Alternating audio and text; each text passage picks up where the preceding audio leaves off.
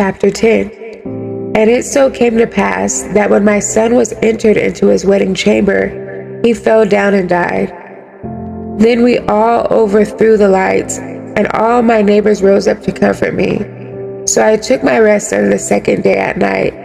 And it came to pass when they had all left off to comfort me, to the end I might be quiet, then rose I up by night and fled, and came hither into this field, as you see. And I do now purpose not to return into the city, but here to stay, and neither to eat nor drink, but continually to mourn and to fast until I die. Then left I the meditations wherein I was, and spoke to her in anger, saying, You foolish woman above all other, see you not our mourning, and what happened unto us, how that Zion our mother is full of all heaviness, and much humbled, mourning very sore? And now, seeing we all mourn and are sad, for we are all in heaviness, and your grief for one son? For ask the earth, and she shall tell you, that it is she which ought to mourn for the fall of so many that grow upon her. For out of her came all at the first, and out of her shall all others come. And behold, they walk almost all into destruction, and a multitude of them is utterly rooted out. Who then should make more mourning than she, that has lost so great a multitude, and not you, which are sorry but for one? But if you say unto me, My lamentation is not like the earth's, because I have lost the fruit of my womb, which I brought forth with pains and bore with sorrows. But the earth not so, for the multitude present in it according to the course of the earth is gone, as it came. Then say I unto you, like as you have brought forth with labor, even so the earth also hath given her fruit, namely man, ever since the beginning, unto him that made her. Now therefore keep your sorrow to yourself, and bear with a good courage that which has befallen you. For if you shall acknowledge the determination of Elua to be just, you shall both receive your son in time, and shall be commended among women. Go your way then into the city to your man. And she said unto me, That will I not do. I will not go into the city, but here will I die. So I proceeded to speak further unto her, and said, Do not so, but be counseled by me. For how many are the adversities of Zion? Be comforted in regard to the sorrow of Jerusalem.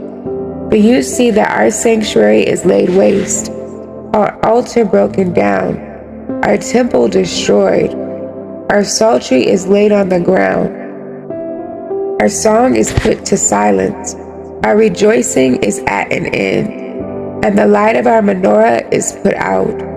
The ark of our covenant is spoiled, our holy things are defiled, and the name that is called upon us is almost profane. Our children are put to shame, our priests are burnt, our Levim are gone into captivity, our virgins are defiled, and our women ravished, our righteous men carried away, our little ones destroyed, our young men are brought in bondage, and our strong men are become weak. And, which is the greatest of all, the Sill of Zion has now lost her honor, for she is delivered into the hands of them that hate us. And therefore shake off your great heaviness, and put away the multitude of sorrows, that all may be merciful unto you again. And all shall give you rest and ease from your labor. And it came to pass while I was talking with her, behold, her face upon a sudden shined exceedingly, and her countenance glistened, so that I was afraid of her, and mused what it might be. And behold, suddenly she made a great cry, very fearful, so that the earth shook at the noise of the woman. And I looked, and behold, the woman appeared unto me no more. But there was a city built, and a large place showed itself from the foundations. Then was I afraid, and cried with a loud voice, and said, Where is Uriel the angel who came unto me at the first? For For he has caused me to fall into many trances, and my end is turned into corruption, and my prayer to rebuke. And as I was speaking these words, behold, he came unto me and looked upon me. And lo, I lay as one that had been dead, and my understanding was taken from me. And he took me by the right hand, and comforted me, and set me upon my feet, and said unto me, What ails you? And why are you so disquieted? And why is your understanding troubled, and the thoughts of your heart? And I said, Because you have forsaken me, and yet I did according to your words. And I went into the field, and lo, I have seen, and yet see that I am not able to express. And he said unto me, Stand up manfully, and I will advise you. Then said I, Speak on, my Adonai. In me only forsake me not, lest I die, frustrate of my hope. For I have seen that I knew not, and hear that I do not know.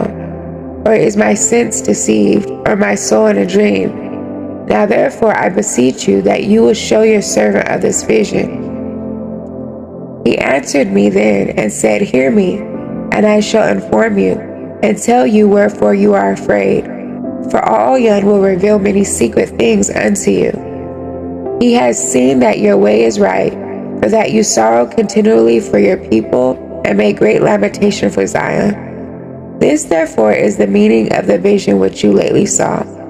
You saw a woman mourning, and you began to comfort her. But now see you the likeness of the woman no more, but there appeared unto you a city built.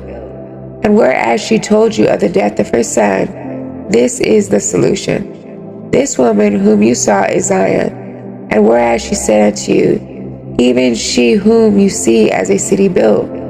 Whereas I say, she said unto you that she had been 30 years barren. Those are the 30 years wherein there was no offering made in her. But after 30 years Shalamoah built the city and offered offerings, and then bore the barren a son. And whereas she told you that she nourished him with labor, that was the dwelling in Jerusalem. But whereas she said unto you, that my son coming into his marriage chamber happened to have a fall and died, this was the destruction that came to Jerusalem. And behold, you saw her likeness, and because she mourned for her son, you began to comfort her. And of these things which you have chanced, these are to be opened unto you. For now All-Yon sees that you are grieved unfeignedly, and suffer from your whole heart for her. So has he showed you the brightness of her glory, and the comeliness of her beauty. And therefore I bade you remain in the field, where no house was built, for I knew that All-Yon would show this unto you. Therefore I commanded you to go into the field, where no foundation of any building was.